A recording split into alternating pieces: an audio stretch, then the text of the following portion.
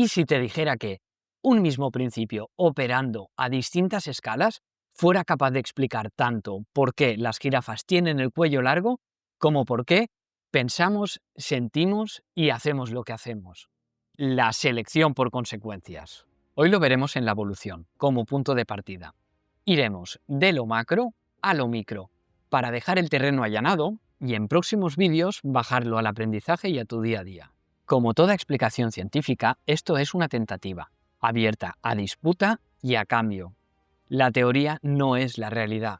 Lo que presento son unas gafas, cuyo valor depende de su capacidad para explicar, predecir y cambiar.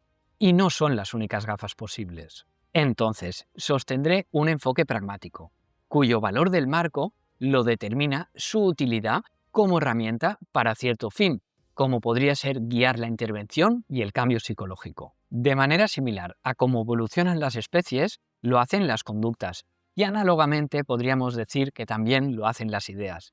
Se propagan, compiten, se modifican, en iteración continua según sus consecuencias. Los libros nacen de libros y las ideas nacen de otras ideas previas. Y podríamos ir más allá. Quizá podríamos decir que el iPhone 17 nace del iPhone 16 y múltiples eventos periféricos, como podría ser avances técnicos, timing, qué está haciendo la competencia, lo que en clave conductista podríamos llamar contexto. Nada de lo que hacemos sale de la nada. Apuesto que entender este enfoque no solo te va a cambiar de forma radical tu entendimiento de lo que somos y de por qué hacemos lo que hacemos, sino que además te va a dar una herramienta más eficaz para el cambio. Y aviso, aunque pueda parecer simple, integrarlo requiere cierto trabajo. Como en el gimnasio, la fuerza se construye de manera progresiva. Puedes tomar la serie algo así como si fuera un entrenamiento.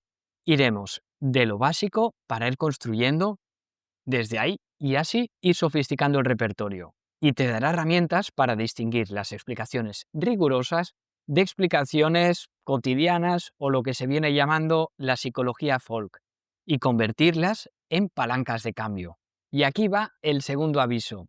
Es probable que esta visión a priori cause cierto rechazo, pues es totalmente opuesta a la visión predominante en nuestra cultura. De la misma manera que causó rechazo el hecho de que Darwin explicara que el diseño aparente no se explica necesariamente a través de un creador. Sin embargo, tras el choque inicial, creo probable no solo que se traduzca en mayor precisión, sino también en menos moralismo. Y me atrevería a decir en mayor compasión. Me apoyaré en Baum para los conceptos principales y para la estructura. Así como en otras lecturas, experiencia clínica, ejemplos cotidianos. Vamos al lío. De aquí en adelante, cuando me refiera a conducta, me estaré refiriendo a todo lo que los organismos hacen. Por ejemplo, pensar, imaginar, conducir para ir al trabajo, sonrojarse, tener una erección, levantar la mano para preguntar, dilatarse las pupilas. Y sí, se podrá pensar que estoy ampliando la categoría conducta más allá de lo que comúnmente entendemos por conducta, que normalmente va ligado a lo que podemos observar. Estoy incluyendo lo que se suele llamar mental y también lo fisiológico. Como quizá te habrás dado cuenta, de la lista de conductas que acabo de enumerar, hay algunas que experimentamos como automáticas, como podría ser dilatarse la pupila, mientras otras las experimentamos como voluntarias, como levantar la mano para preguntar o conducir para ir al trabajo, aunque esta segunda es más cuestionable. Por ahora no voy a dividir el mundo en dos misterios. Y es curioso cómo incluso el lenguaje refleja esta involuntariedad cuando decimos se me dilata la pupila o tener una taquicardia o una erección, no lo decimos como algo que hacemos, sino como algo que nos ocurre a nosotros. Y sí, son procesos distintos que explicaremos más adelante. Pero por ahora el punto es quedarse con que llamaremos conducta a todo aquello que los organismos hacen. Y puede que nos preguntemos, ¿por qué apoyarse en la teoría evolutiva para explicar la conducta? Y destacaré dos razones. La primera sería porque parte de la conducta va ligada a la historia filogenética, es decir, a nuestra herencia genética. A lo largo de generaciones, las variantes heredables tienden a perpetuarse cuando, en promedio, palabra importante, incrementan el éxito reproductivo. Por ejemplo, salivar en frente de comida es algo que compartimos con nuestros antepasados y también con otras especies. Los que salivaban para preparar la digestión incrementaron la probabilidad de reproducirse y con ello de perpetuar sus genes. Y parece increíble, ¿verdad?, que una cosa tan ínfima como salivar pueda incrementar la probabilidad de reproducción. De manera similar, si caen gotas en la piedra, con el tiempo se puede hacer un hoyo. Cada gota sería una generación y al cabo de muchas generaciones es que podemos apreciar el hoyo o podemos apreciar la ventaja que puede tener salivar, y este tipo de cosas no se ven con una sola gota, con una sola generación, sino que necesitamos una perspectiva histórica. Pensemos en la tan común ansiedad al hablar en público. Y para ello pongámonos en la piel de nuestros ancestros, viviendo en comunidades humanas de 100, 150 individuos, sin derecho moderno, donde decir algo que caía mal podía suponer la muerte o la expulsión. Entonces, sería una hipótesis el pensar que la ansiedad ante el juicio de los demás, ante la evaluación social, pueda ser algo que heredamos, no que necesariamente tengamos que aprender en nuestra vida. Otro ejemplo sería el asco ante ciertas sustancias, insectos, pues en promedio es probable que tendieran a enfermarse menos y a reproducirse más aquellos individuos que sentían repulsión ante insectos portadores de patógenos, carne podrida, heces y espera. ¿Y el miedo y el asco no forman parte de lo que se conoce como emociones básicas? Entonces, ¿será que las emociones son tan involuntarias como podría ser la respuesta del gato cuando se le eriza la piel ante una amenaza y quizás así le sirve para parecer más grande o más amenazante y disuadir al oponente? Y entonces, cuando se nos eriza la piel, ¿podría ser un vestigio de lo que le pasa al gato? Claramente hay un tipo de conductas que no necesitamos aprender durante nuestra historia vital, que llamaríamos ontogenia, sino que las heredamos, es decir, se incorporan en el repertorio de la especie. En este punto imagino que ya se ve con claridad por qué necesitamos recurrir a la evolución para explicar la conducta, para explicar por qué hacemos lo que hacemos. Porque de lo contrario, sería caer en el error de intentar explicar el hoyo mirando solamente una gota. Normalmente, las explicaciones que solemos dar apelan a causas inmediatas. Por ejemplo, para explicar por qué se enciende una bombilla, decimos que es porque he cerrado el circuito, o, más simple, porque le he dado al interruptor, o por qué se abre una puerta, porque he aplicado fuerza sobre ella, rotan las bisagras, entonces la puerta se abre. Este tipo de explicaciones son de causas inmediatas. En ninguna de estas explicaciones hay referencia a historia, a selección, a consecuencias. Son explicaciones mecánicas, locales, que normalmente son suficientes para muchos fenómenos. Por ejemplo, si un diamante vemos que raya el cristal, rápidamente podemos decir que el diamante es más duro que el cristal. Parece algo así como si estuviéramos predispuestos a entender causas inmediatas. Por contra, nos cuesta mucho más reconocer las causas que operan en largos periodos de tiempo, a lo largo de muchas generaciones. Aunque vale la pena mencionar que en psicología, al menos desde Freud, se tiene en cuenta que causas pasadas pueden estar influyendo en la conducta actual. Hoy es de sabiduría popular que un trauma pasado puede estar teniendo efecto hoy. El punto es que esto va mucho más allá de la conducta individual. Y para entenderlo, hay que considerar escalas temporales mucho más amplias. El problema es que esta intuición hacia lo inmediato nos sesga y entonces tratamos de explicar conducta con causas inmediatas, cuando para explicar la conducta se requieren de causas históricas. temporales que se pueden encontrar distribuidas entre grandes o no tan grandes periodos temporales. Si preguntas ¿por qué se dispara una pistola?, rápidamente puedes decir porque alguien pulsó el gatillo. ¿Y qué pasó entonces? Seguimos con causas. El gatillo acciona el percutor golpea al fulminante, el fulminante genera una explosión y entonces sale la bala. Todo esto serían ejemplos de explicaciones físico-continuas, de causas inmediatas. Por ejemplo, observa esto. Suelto la bolsa y cae. Entre el soltar y el caer se puede dar una explicación inmediata. ¿Por qué cae la bolsa? Porque la he soltado.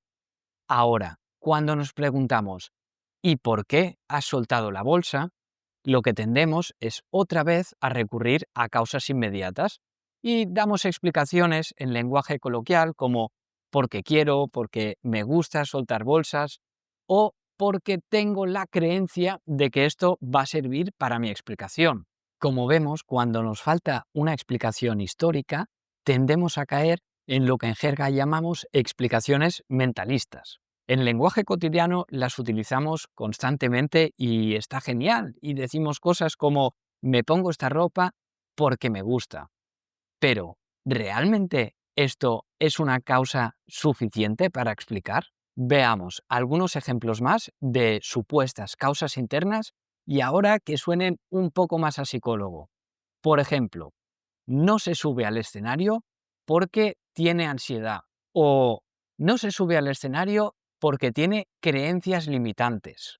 El problema es que estas explicaciones a menudo no explican, lo que hacen es reetiquetar y pasar el problema de un sitio a otro. Es decir, no trabaja porque es un vago. ¿Ok? ¿Y por qué es un vago? Porque no trabaja.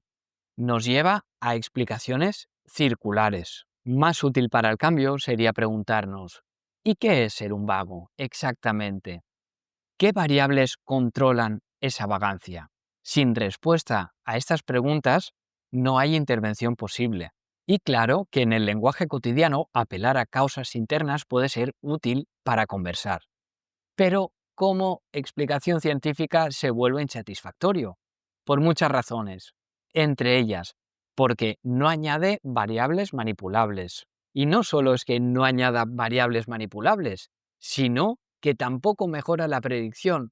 Y además, peor aún, lo que pasa es que corta el análisis justamente donde debería empezar, porque está dividiendo el mundo, como decíamos antes, en dos misterios y traslada el problema de un sitio a otro. Y ahora el problema se encuentra en el reino de lo interno, de lo mental, lo cual no es que no solucione el problema, sino que lo amplía y lo torna irresoluble. Y si hasta aquí no se entiende del todo por qué a nivel científico apelar a causas internas tiende a ser insatisfactorio, es totalmente natural, pues es algo que está muy presente en nuestra cultura, que hacemos constantemente al hablar y además es altamente intuitivo, por lo que desbancar esta cuestión merecería su propio vídeo. Así que si te interesa, comentarios.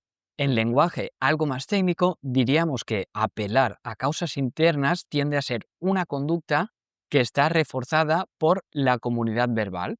Es decir, decimos cosas como hago esto porque me gusta y se acepta como explicación. Y que quede claro que en ningún caso estoy negando que pensar, sentir puedan mediar. Lo que estoy cuestionando es su utilidad como explicación. Y recordemos que el tema central de este vídeo es sostener que la selección por consecuencias puede explicar tanto lo que pensamos, lo que sentimos, como lo que hacemos. Para dar un ejemplo, la tendencia que tenemos a buscar dulces probablemente no es algo que elijas, sino que has heredado. En situación de escasez, en periodos ancestrales, esta tendencia a buscar densidad calórica era algo absolutamente útil para la supervivencia, para perpetuar los genes. El supermercado es algo nuevo, mientras que la conducta de buscar dulces es algo que tiene millones de años. La teoría evolutiva nos da justamente eso, la explicación histórica. Por ejemplo, para explicar por qué las jirafas tienen el cuello largo, necesitamos apelar a muchas vidas, generaciones, muertes, ambiente, antecesores. La contribución de Darwin nos permite ver cómo el fenómeno se puede explicar mediante la historia de selección, sin apelar a una voluntad, a un diseño, a un creador, sino a procesos naturales, lo que llamamos selección natural. Y parece increíble cómo un proceso tan simple puede dar pie a tanta diversidad, tanta complejidad. Un ejemplo ilustrativo de cómo reglas simples pueden dar pie a conducta compleja sería este vídeo del autómata celular. Y aquí está la conexión con conducta. Es decir, la selección por consecuencias puede generar cambios anatómicos, como sería el cuello de la jirafa, y también puede establecer repertorios conductuales. Como ves, estoy empezando a mezclar evolución con conducta. Y aunque sean temas aparentemente no tan relacionados, espero que al menos empieces a sospechar que se pueden comprender bajo el concepto, el principio de selección por consecuencias y que quizá son más bien parte de un continuo, solo que en distintas escalas temporales y en distintos tipos de población. Por un lado, poblaciones de individuos y por otro lado, poblaciones de conductas. Ahora bien, para entender cómo este proceso aplica a poblaciones de conductas, nos será de gran utilidad ver la escala macro, es decir, cómo el proceso aplica en la evolución. Por ejemplo, las tortugas tienen caparazón y pueden utilizar el caparazón para esconderse y protegerse, que sería conducta. Cada tortuga puede esconderse y protegerse en el caparazón muchísimas veces en su vida. Conducta, pero individual. Pero para que se desarrolle el caparazón necesitas millones de años. No solamente poblaciones de conductas, sino poblaciones de individuos a lo largo de mucho tiempo. Y evolución y conducta se influencian recíprocamente. Por ejemplo, si hubiera un cambio estable en el entorno en el que ya no fuera una ventaja la supervivencia el esconderse dentro del caparazón, dentro de mucho tiempo quizá veríamos modificaciones, pues el caparazón ya no sería algo que se está seleccionando. Entonces las modificaciones serían a nivel morfológico, no solamente conductual. Por supuesto, habría un cambio conductual. Digamos que cuando hablamos de selección natural y de conducta, estamos hablando de un mismo proceso desde niveles de análisis distintos que son interdependientes. Por eso no es de extrañar que el propio Darwin dedicara un capítulo completo de su obra El origen de las especies a los instintos, es decir, conducta, y posteriormente dedicará un libro entero a la expresión de las emociones en los hombres y en los animales, es decir, a la conducta. Retomando la evolución. En toda población de individuos, los organismos varían. Todos somos distintos en base a factores ambientales, es decir, lo que nos ha tocado vivir, y en base a nuestra genética. Las jirafas nacen con variaciones en la longitud del cuello. Imagina que se dan cambios ambientales que hacen que las fuentes de alimento cada vez estén más arriba. Esto favorecerá que se seleccionen cuellos cada vez más largos. Los individuos con cuellos ligeramente más largos tenderían a comer un poco mejor y con eso a estar un poco más sanos y a tener menos enfermedades y a escapar mejor de las presas y al final, lo que importa, a reproducirse mejor. Claro que un individuo con el cuello corto puede ser un fenómeno y le puede ir muy bien, pero esto, a la larga, en promedio, hace diferencia. Mientras la situación ambiental continúe, se irán seleccionando fenotipos con los cuellos cada vez más y más largos. Y así la media de longitud de los cuellos de la población va creciendo. Esto es selección natural sin magia, sino selección, variación, retención. Pero, ¿hasta cuándo siguen creciendo los cuellos? En resumen, diríamos que los cuellos seguirán creciendo mientras esto siga favoreciendo la probabilidad de dejar descendencia. Y a eso le llamamos fitness en el sentido técnico, a la capacidad relativa de un genotipo de dejar descendencia viable en relación a otros genotipos de la población. Entonces, al fitness que me estoy refiriendo no significa estar más fuerte ni ser el mejor. Significa éxito reproductivo relativo en una población y en un ambiente concreto. Entonces los cuellos no crecen ilimitadamente, sino que la longitud de cuellos se estabiliza cuando los costes empiezan a superar los beneficios para la reproducción. En el gráfico se ilustra cómo cuellos más cortos tienen bajo fitness porque no alcanzan el alimento. Cuellos excesivamente largos también tienen bajo fitness por costes metabólicos, vulnerabilidad, y el rasgo se estabiliza en el rango que maximiza el fitness. Y aquí vamos viendo cómo conducta y anatomía se relacionan. Si las jirafas no comieran conducta de cierto tipo de árboles, el rasgo cuello largo no tendría sentido. Si, por ejemplo, llegara un arbusto que poblara el hábitat y que estuviera a nivel del suelo, tener el cuello largo empezaría a ser probablemente una desventaja. Si las tortugas no se escondieran, conducta, y estuvieran viviendo en un hábitat en el que no es que solo que no sea necesario esconderse, sino que pudiera ser una desventaja, ese rasgo anatómico tendería a ir desapareciendo o a irse modificando. Entonces el genotipo promueve ciertos repertorios conductuales y estas conductas influyen en qué genotipos se seleccionan. Es decir, la relación es bidireccional en distinta escala temporal. Este mismo proceso, la selección por consecuencias, opera en distintos niveles, en distintas escalas temporales. Vamos a presentar tres, sin ánimo de ser exhaustivos, solamente para ilustrarlo, para que se vea más claro. La filogenia como primer nivel, cambios entre generaciones en escalas temporales enormes. De este nivel dependen genes, reflejos incondicionados, predisposiciones heredadas. Por ejemplo, venimos con predisposición a ciertos miedos, como es más fácil aprender a tener miedo a las serpientes que a las sillas o a las flores. ¿Por qué tienes el acento que tienes? Es resultado de la predisposición genética a hablar, esto lo explicaríamos desde la filogenia, más el entorno, tu comunidad verbal, la gente de la que te rodeabas, lo que nos lleva a la siguiente rueda del engranaje, a la ontogenia.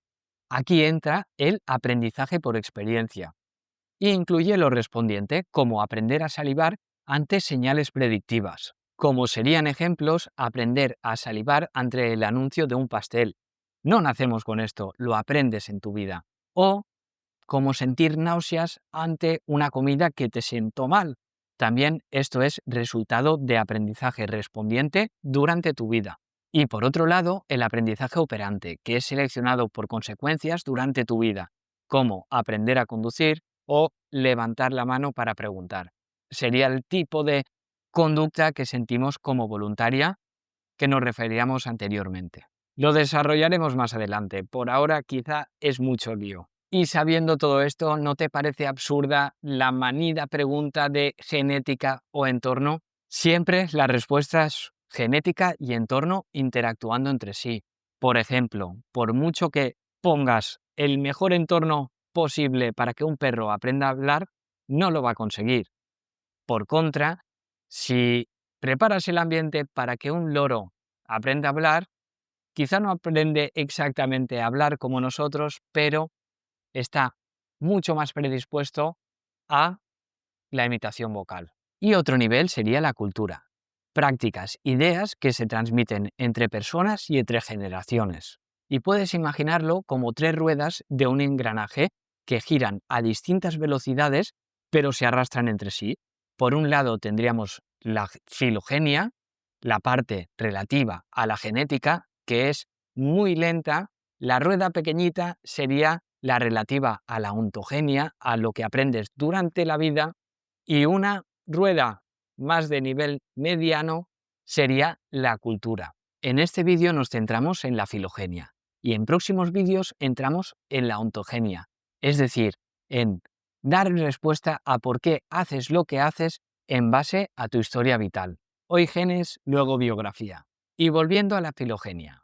Para que la selección natural produzca un cambio direccional y acumulativo en una población durante generaciones, se necesitan tres condiciones. Primera condición, el factor ambiental que favorece el rasgo debe mantenerse suficiente tiempo. Tal y como avancé hace un poquito, si en el caso de las jirafas cambiara el ambiente, por ejemplo, entrara un arbusto que beneficiara cuellos más cortos, este cambio direccional y acumulativo de extenderse cada vez más el cuello cambiaría de dirección. Otro ejemplo clásico es el de la polilla de abedul en Inglaterra. Cuando en la revolución industrial había mucha contaminación por hollín, se fueron seleccionando formas de polillas cada vez más oscuras. Y cuando se revertió esta contaminación por hollín, volvieron a seleccionarse formas más claras. Cuando el ambiente cambia, la dirección cambia. ¿Qué crees? ¿Que se puede explicar lo que hacemos simplemente mirando las células o mirando los neurotransmisores? ¿Y se puede explicar qué hacen las moléculas si sabemos qué hacen los átomos? Es una cuestión abierta. Puedes comentar, debate filosófico, está abierto. Y aunque no podamos llegar a una conclusión clara de si los niveles inferiores son suficientes para explicar los superiores, probablemente estarás de acuerdo en que, al menos a nivel práctico, sería poco eficiente. Si, por ejemplo, yo quiero saber cuánta presión necesito ejercer para mover un émbolo, recurrir al nivel de explicación de moléculas me será tremendamente ineficiente. Segunda condición, la variación del rasgo debe reflejar, al menos en parte, una variación genética. Por ejemplo, si el cambio se debiera exclusivamente a una dieta, no habría esta acumulación generación tras generación de incremento de la longitud del cuello. Tercera condición. Los individuos deben competir en recursos limitados. Debe haber reproducción diferencial. En otras palabras, unos individuos deben dejar más descendencia que otros. Cuando la población se encuentra cerca de un óptimo adaptativo, la selección direccional se atenúa y la distribución de variantes tiende a mantenerse en cierto rango. Y no es que la selección desaparezca, la evolución continúa. Ahora continúa operando de forma estabilizadora, eliminando desviaciones que reducen el éxito reproductivo. ¿Por qué no todos medimos 2 metros? Porque la altura tiene costes, como pueden ser costes metabólicos, costes en las articulaciones, costes en la longevidad. El equilibrio depende del paquete completo y del entorno. O los pavos reales tienen colas vistosas que aumentan su éxito reproductivo, pero también tiene costes a la supervivencia, a la movilidad. Por lo tanto, las colas se mantienen en el rango donde el beneficio reproductivo supera los costes. Lo mismo ocurre con la conducta. El éxito de un patrón de vida varía con variables como las horas de trabajo. Trabajar más puede aumentar los ingresos, pero a partir de cierto punto, los costes en salud, relacionales, energéticos empiezan a pesar. Dadas las consecuencias, el repertorio conductual se organiza en un punto de equilibrio, en vez de tender a máximas horas trabajadas. Y ese equilibrio puede emerger sin necesidad de que nadie lo planee, sin diseño y sin intención. Y en esto radica el giro conceptual de la selección por consecuencias. Y es que no necesita apelar a intención, a un plan o a un para qué. Y este proceso repetido una y otra vez produce una complejidad que parece diseño sin necesidad de serlo. La apariencia de propósito emerge de ingredientes como son la variación, la reproducción, el éxito diferencial. Y aquí viene un detalle importante, y es que cuando desconocemos el proceso, tendemos a hablar de forma teleológica. Si no sabemos física, puede ser que digamos los objetos caen porque quieren caer. Aludimos a un supuesto propósito. Y en psicología pasa lo mismo. Si no ves la historia de contingencias, acabas diciendo cosas como La ansiedad quiere protegerme. O, por ejemplo, la depresión intenta decirte algo. Suena a causa interna con voluntad propia. Hacer esto nos lleva a caer en el error del homúnculo, es decir, inventar un pequeño agente dentro de ti, lo que, como decíamos antes, solamente desplaza el problema de un lugar a otro y lo torna irresoluble. Y aquí conviene distinguir dos términos, teleológico y teleonómico. El término teleológico implica que el fin o el propósito está actuando como causa. Por contra, el término teleonómico reconoce que ciertos sistemas actúan como si tuvieran propósito, pero esa apariencia emerge de la historia de selección, no de la intención. El ojo funciona para ver, no porque quiera ver.